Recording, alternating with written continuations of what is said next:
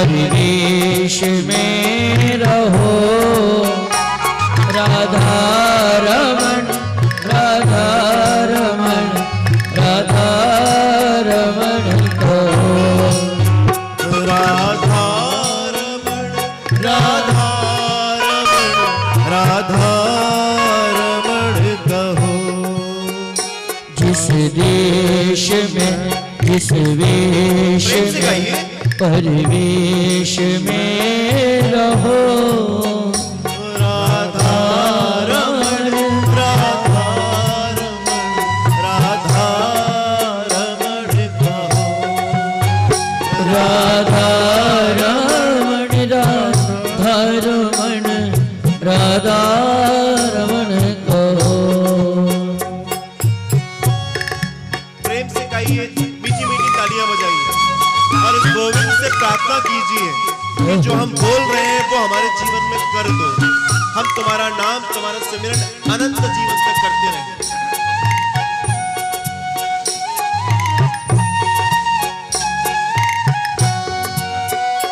जिस रोग में जिस भोग में जिस योग में रहो।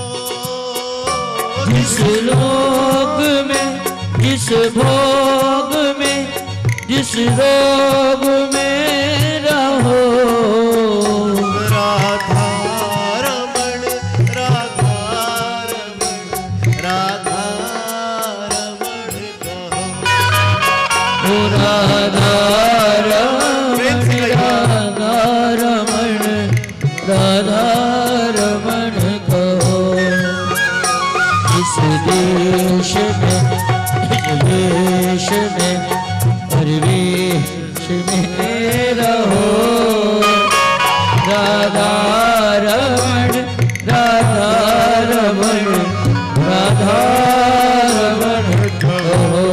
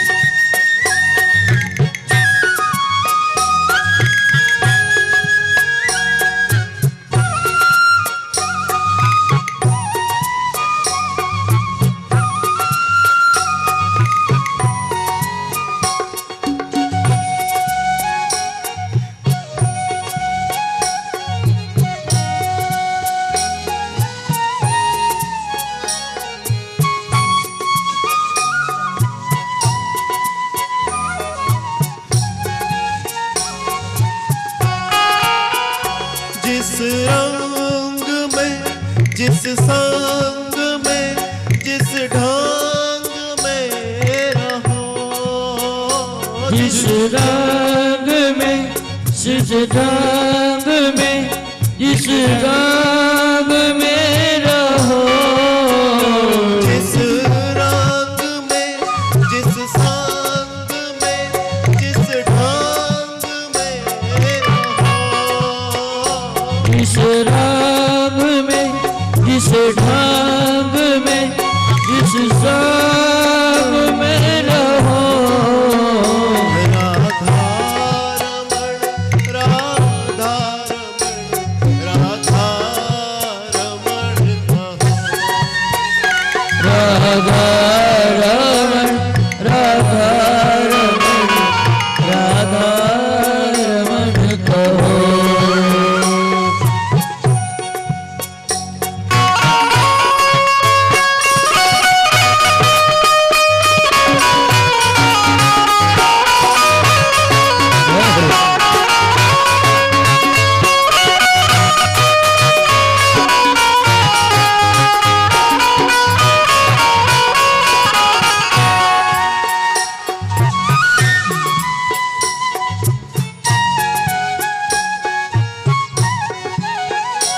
जिस योग में संयोग में वियोग में रहो।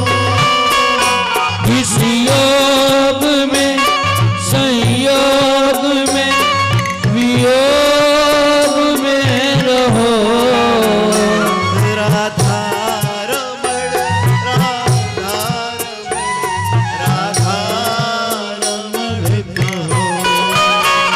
राधा रमण राधा रमण राधा रमण कहो राधा रमण राधा रमण राधा रमण कहो राधा रमण राधा रमण राधा रमण कहो राधा रमण राधा रमण राधा रमण कहो राधा रमण राधा रमण राधा रमण कहो राधा रमण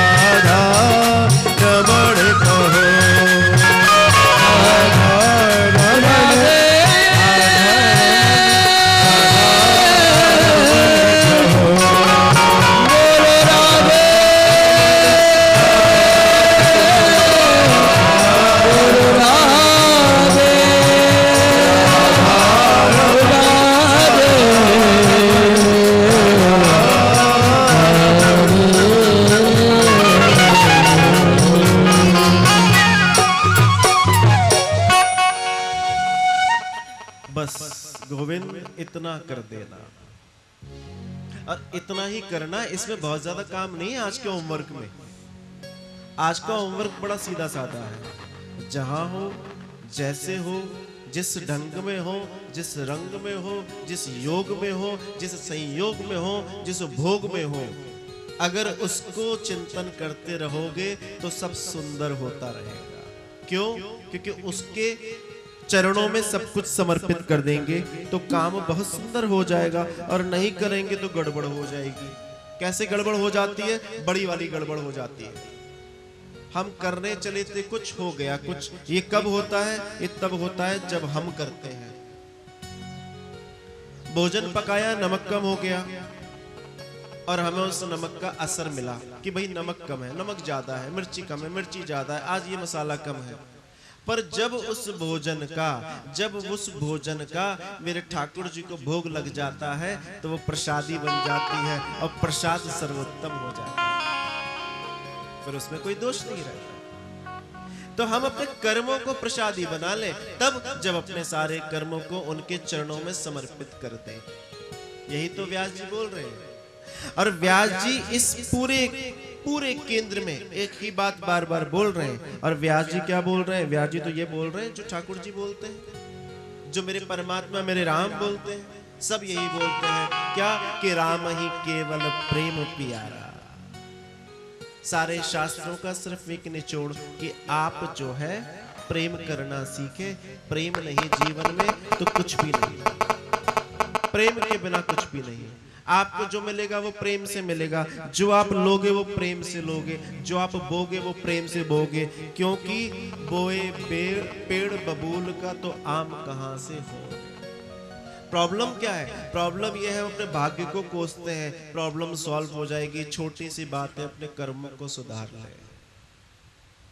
भाग्य हमारे कर्मों का प्रतिफल है। भाग्य नाम की कोई चीज नहीं होती जब तक आप कर्म नहीं कर रहे।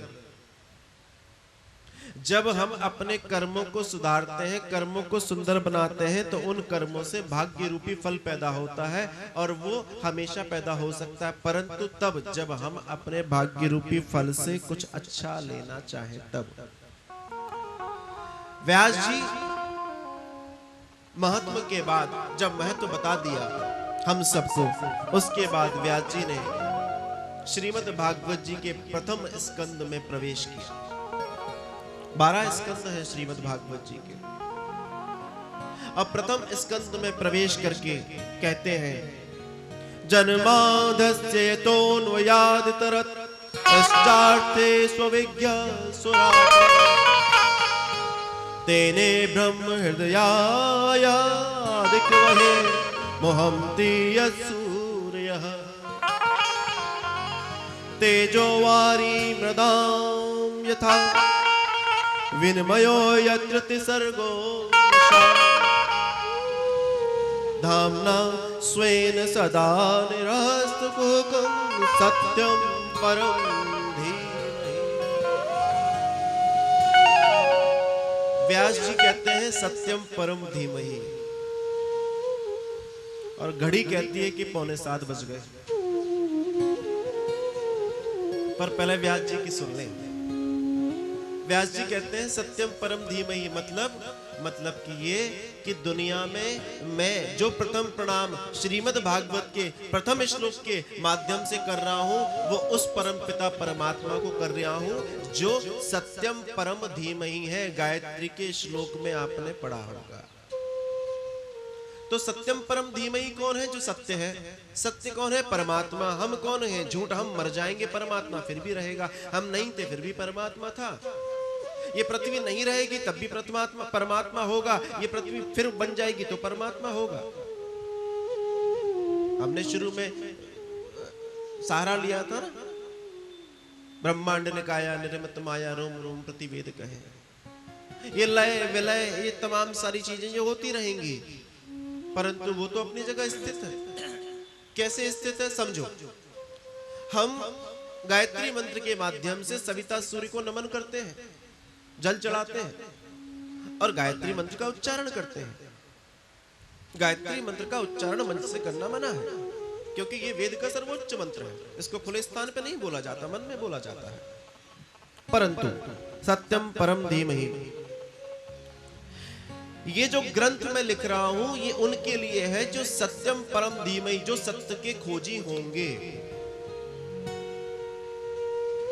कौन होंगे? जो सत्य के खोजी होंगे। They all will come over here. वो सब यहां आएंगे। इसका मतलब ये नहीं है कि वो किस पंथ से होंगे, किस जात के होंगे, किस मजहब के होंगे। जो सत्य के खोजी होंगे। इसमें जो व्यास जी ने श्लोक लिखा और इस श्लोक में जो नमन किया, देखो बहुत सुंदर बात है समझने की। यहां रामम परम धीमहि नहीं लिखा, या कृष्णम परम धीमहि नहीं लिखा, या दुर्गा नहीं लिखा, या गणेश जी नहीं लिखा, या लक्ष्मी जी नहीं लिखा, या सरस्वती ब्रह्मा आदि इत्यादि कोई नहीं लिखा। यहाँ क्या लिखा? सत्यम परम धीमहि। जो भी सत्य का खोजी है मैं उसके लिए ये ग्रंथ लिख रहा हूं। सत्य मतलब ईश्वर का खोजी जो होगा वो यहाँ आएगा, इसमें बैठेगा, इसमें घुसेगा और वो वहां पहुंच जाएगा जहां सत्य है। जो सत्य का खोजी है वो ढूंढते ढूंढते इस ग्रंथ तक जरूर आएगा। क्यों? क्योंकि आज से लगभग 5,500 वर्ष पूर्व जब ये ग्रंथ लिखा जा रहा था तब सिर्फ सनातन वैदिक संस्कृति पूरे विश्व में थी, कुछ और नहीं था। पर उन मनीषियों की अक्ल देखिए, उनके सिद्धांत देखिए, उनकी ऊंची सोच देखिए, उनकी लंबी सोच देखिए। उन्हें मालूम था कि आने वाले समय में इस पेड़ की हर डाल अपने आप को भगवान बना लेगी, हर डाल अपने आप को एक मजहब बना लेगी। आज तो इस युग के अंदर भगवान तो ऐसे बन रहे हैं जैसे पूछिए नहीं, फैक्ट्री में बनते हो। जिसको देखो वो भगवान की तरफ पूजने को तैयार है। थोड़ा सा पैसा ज्यादा आ गया तो बस हो गए काम। या पैसा बनाने की मूर्तियां तैयार हो गई हैं, कहीं ये कहीं वो बाबा, कहीं ये कहीं वो। इस कथा से हमें समझ में आएगा भगवान होता क्या है, पूजना किसको चाहिए, किसकी पूजा करें, ये श्रीमद् भागवत जी बताएंगे। और अगर आप किसी बड़े मंदिर में जाकर वहां बहुत सारी मूर्तियां और बहुत सारी मूर्तियों में ऐसा आपको लगे ये तो 24 अवतारों में इनका नाम नहीं था, ये तो आज पिछले 50-60 सालों में किसी ने इनकी पूजा करनी शुरू कर दी तो इनको मंदिर में लाके स्थापित कर दिया। और अगर आप उनको नमन न करें तो आपको पाप नहीं लगेगा, क्योंकि आप विज्ञानियों लोगों के बच्चे हो, साइंटिस्ट लोगों के बच्चे हैं। हम लोग ऐसे कहीं से नहीं आ गए। साइंटिस्ट बनिए, वैज्ञानिक बनिए। हर मूर्त का, हर विग्रह का, हर अवतार का अपना एक प्रयोजन है, हर मुद्रा का अपना प्रयोजन है। किस मुद्रा की पूजा करेंगे तो हमको अब कौन सा फल मिलेगा, ये जानना बहुत जरूरी है। ऐसे थोड़ी अनादि सालों से 50,000 करोड़ वर्षों से ये कथा चल रही है। 50,000 करोड़ वर्षों से, ऐसे नहीं है। पीछे जाना पड़ेगा बहुत, तब समझ में आएगा, महत्व समझ में आएगा। तो जो सत्य का खोजी है वो यहां आएगा, और जो सत्य का खोजी है वो इसको जानेगा। जैसे गंगा सत्य है, गंगा के कई घाट हैं, इस विश्व में कई जातियां हैं, पहले तो नहीं थी, अब कई जातियां, ऐसे समझे अपन बात को। तो ऐसा तो नहीं है कि गंगा खत्म हो जाएगी, गंगा के कई घाट है, बट ये तो नहीं कह सकते घाटों की गंगा, ऐसे कहेंगे नहीं, ऐसे कहेंगे गंगा के घाट, ऐसे कहेंगे ना, सत्यम परम धीमहि। तो जो सत्य का खोजी है वो यहां तक जरूर आएगा और जरूर आके इसको समझेगा, और ये समझना अति आवश्यक है। आज कथा में तो आनंद आ रहा है, मुझे बहुत आनंद आ रहा है, पर एक बड़ी सी अव्यवस्था मुझे बहुत दिक्कत दे रही है। इसलिए कथा को विश्राम के पहले एक सुंदर सा गीत हम सभी लोग गुनगुनाएंगे, गाएंगे। जिनको पैरों के ऊपर खड़े होकर कुछ नृत्य टाइप का करना आता है वो भी कर सकते हैं, क्योंकि ईश्वर तक पहुंचने का जो 10वीं अवस्था है भक्ति की, वो नृत्य है। 10वीं अवस्था नृत्य है, माफ कीजिए 11वीं अवस्था। तो दरअसल समस्या यह है, मुझे यहाँ कुछ दिखाई नहीं दे रहा, लाइट वालों ने लाइट में कंजूसी करी है। मेरा आयोजनकर्ताओं से विनम्र निवेदन है कि मंच पर कल पर्याप्त लाइट की व्यवस्था करें, उसका फोटो खींचकर मेरे पास भेजें, तभी मैं व्यास मंच पर आऊंगा, अन्यथा मेरे लिए छुट्टी कल की कर दीजिएगा। और आप लोग सब डंडा लेके खड़े हो जाना, इनसे ये काम करवाइएगा। नित खैर मंगा, नित खैर मंगा, नित खैर मंगा सोनिया मैं तेरी, बना कोई और मंगती। नित खैर मंगा सोनिया मैं तेरी, बना कोई और मंगती। नित खैर मंगा सोनिया मैं तेरी, बना कोई और मंगती। नित खैर मंगा सोनिया मैं तेरी, बना कोई और मंगती। तेरी मेरा फकीर हो मैं मेरी, तेरा मेरा फकीर हो मैं तेरे, हो ना कोई और मंगती। खैर मंगा तेरी, ना कोई और मंगती। खैर मंगा सोनिया मैं तेरी, ना कोई और मंगती।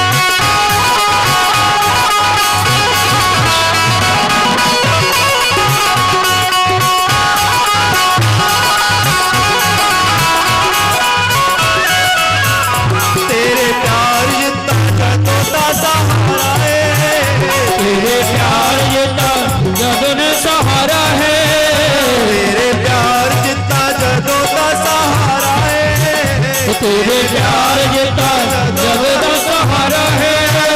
मैं तो भूल गईया मायो जग सारा है, मैं ना भूल गईया मायो जग सारा है। सीधे हो में, सीधे हो में, सीधे हो में तो सजना था तेरी, ना कोई और मंगती। माना सोनिया मैं तेरी, ना कोई और मंगती।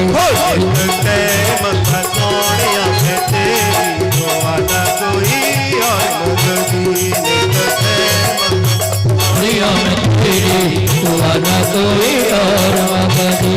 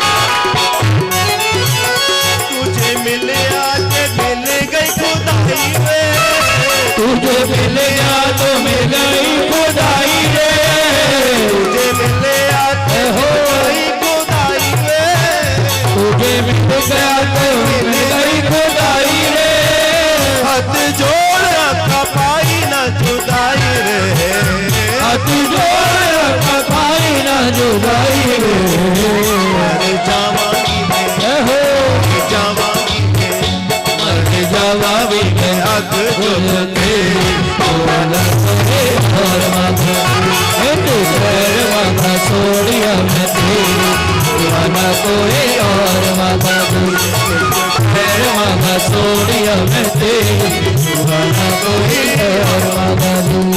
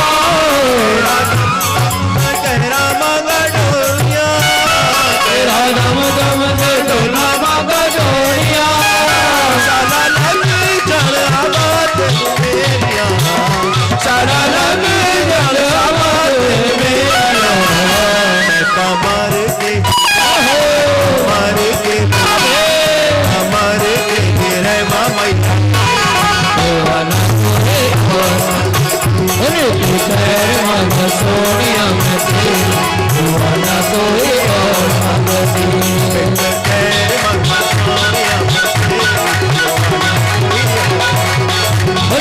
खैर मांगा सोनिया मैं तेरी दुआ न कोई और मांगा दूं।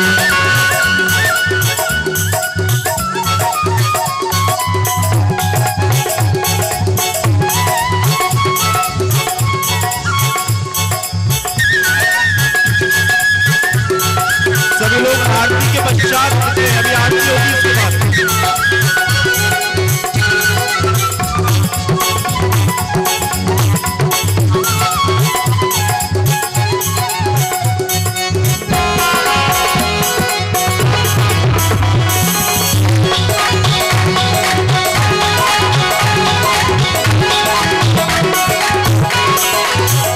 बाबा वास्ता बे गली चढ़ जावी ना, बाबा वास्ता में गले जावे ना, बाबा वास्ता में गली चढ़ जावे ना, बाबा वास्ता में गली चढ़ जावी ना।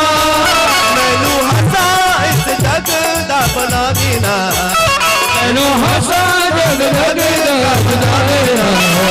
करा मिलता हरि बोल मिलता मैं वाला कोई और खैर मांगा सोनिया मैं तेरी दुआ न कोई और मांगा दूं।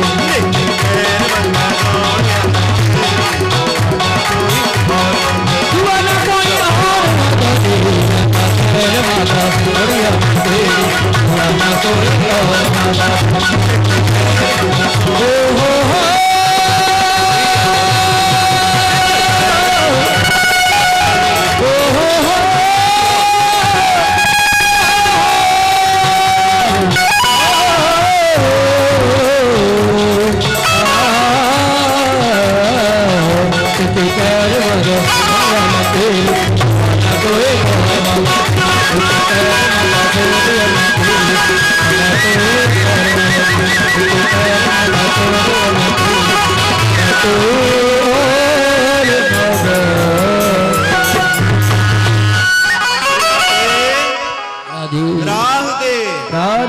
श्री राधे राधे श्री राधे राधे।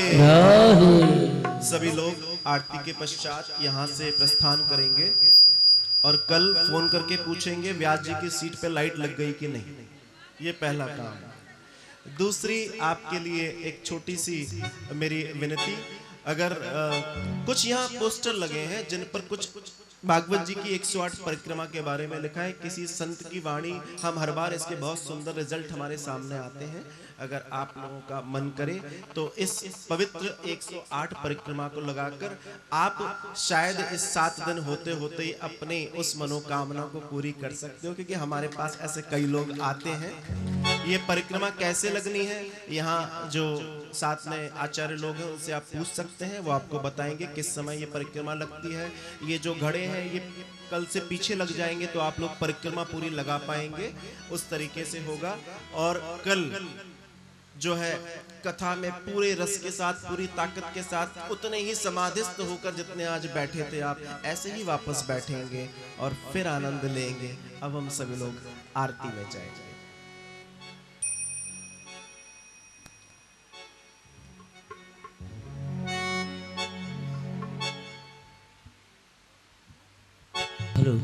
हे गिरधर तेरी आरती गाऊं, हे गिरधर तेरी आरती गाऊं, श्री बांके बिहारी तेरी आरती गाऊं, बांके बिहारी तेरी आरती गाऊं, आरती गाऊं प्यारे तुमको मनाओ, आरती गाऊं प्यारे तुमको मनाओ, तुमको मनाओ प्यारे तुमको